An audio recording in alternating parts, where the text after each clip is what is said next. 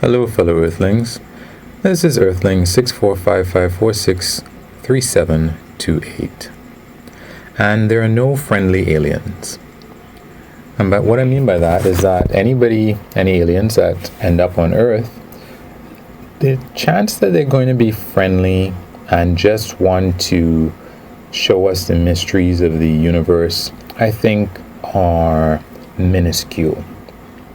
Now, to begin with, I don't know any friendly discovery missions in history. Maybe there have been, but I don't know throughout our history of any friendly expeditions to explore anywhere. Even if the people are quote unquote friendly, they kind of mess stuff up. And I think that you might say, hey, Earthling, you know what you're talking about. If people get advanced enough, then they're going to be friendly. And I don't think so, because we have gotten pretty advanced. I will say we've gotten really advanced.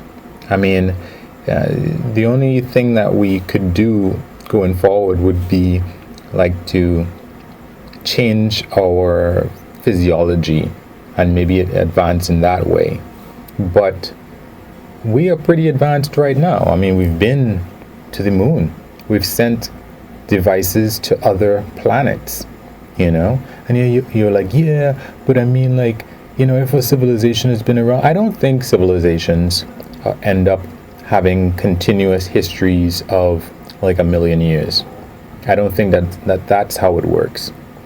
And I'd say let's look around at all the other animals that are on the planet, because you might say, oh, that's just us. I think that all animals, they have to be aware and they have to be willing to defend themselves because life is tough. So if I look at, carnivores are not friendly. They're going to probably want to eat me. And I look around and I say, okay, well, there are herbivores.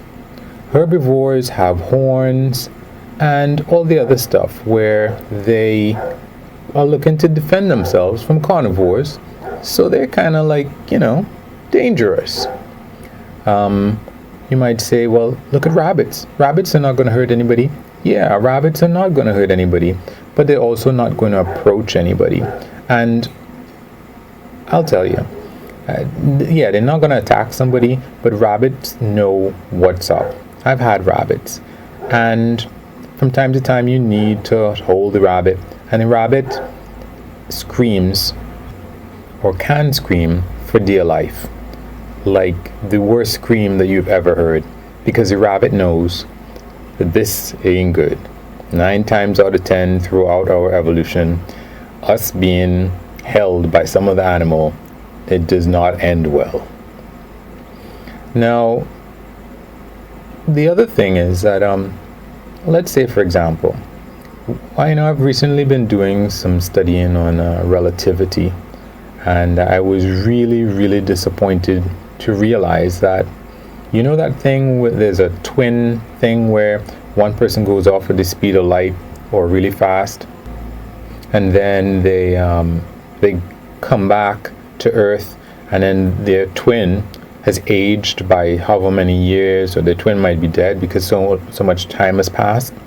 Well, apparently, if you're going to travel, approaching the speed of light, and you really need to get really significantly close to it, it takes a lot of energy. And we don't have anywhere near the amount of energy it would take. Because I was always kind of hoping, okay, I can't go into the past, but maybe at least I can go into the future. Bill Gates, Warren Buffett, Jeff Bezos, all these people could gather up all their money, and it would not be enough money to get one spacecraft up to the speed, close to the speed of light, and then come back so that a person could go even 8 years 8 years. Let's say you want to go 8 years in the future and see what it is like, because for you it's going to be 2 years, but it's really going to be 8 years. And when you come back, they don't have enough money for the amount of fuel and the kind of rocket ship that it would cost. They could sell every last they could sell everything they own, and it would never come up to the amount of money for them to do that.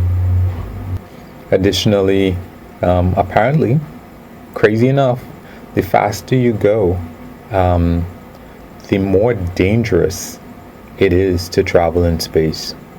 Beyond the fact that even if you're not going fast, there's danger of radiation,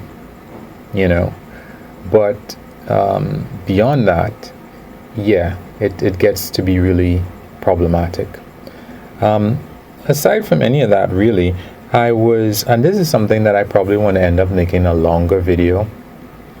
I was talking to my friend about entropy and the fact that I think that we are eventually going to mess up this planet irretrievably. And I thought about it and I thought, wait a minute, that's not a human thing. That's an all living organism kind of thing. And this is probably something I would have to go into later to try to explain it, because it took a while for me to even understand it myself. I kind of had a hint of it. All living things are reproducing and trying to mutate into something better, to become, to have more evolutionary advantages. And just like us, they're all trying to progress, to progress. We want faster computers, right? All living things are trying to adapt better. That's what sexual reproduction is. That's how living things adapt. So, wait a minute. It's not just humans that are trying to progress. Every living thing on the planet is.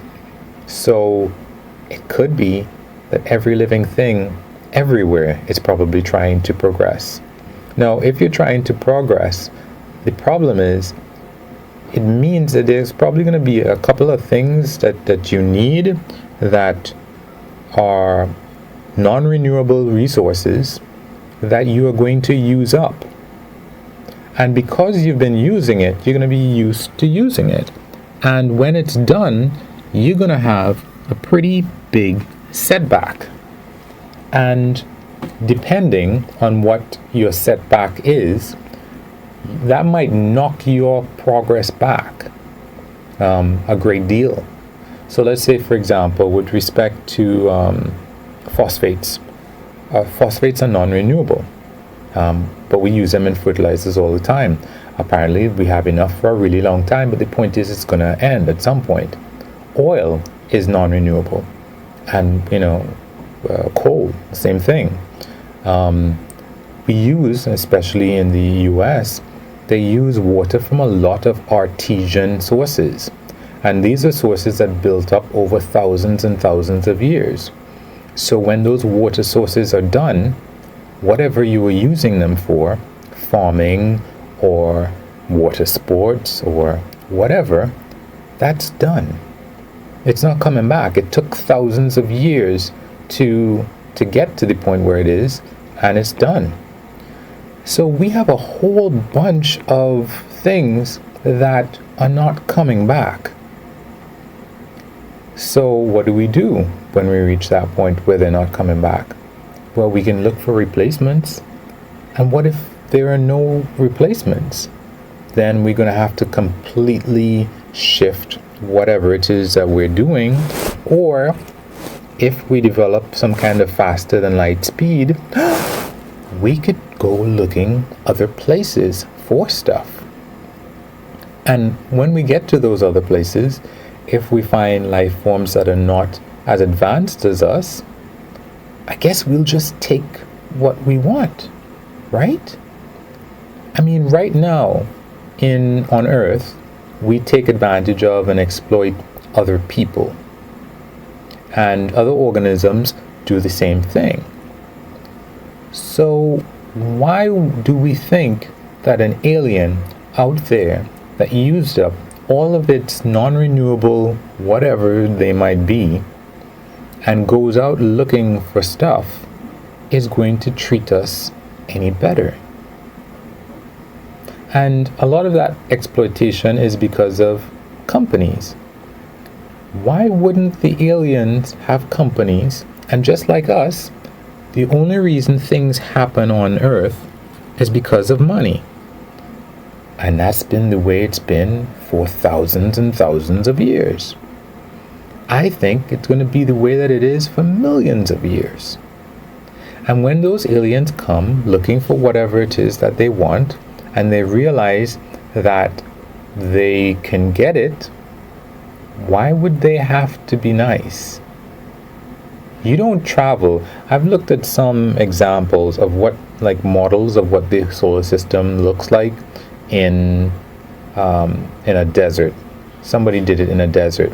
And when you see how far and how small planets are compared to the whole solar system, and you think that a solar system is a fraction of how far away the distances in the solar system are, a fraction of the distances between stars, who is going to travel that distance to be nice?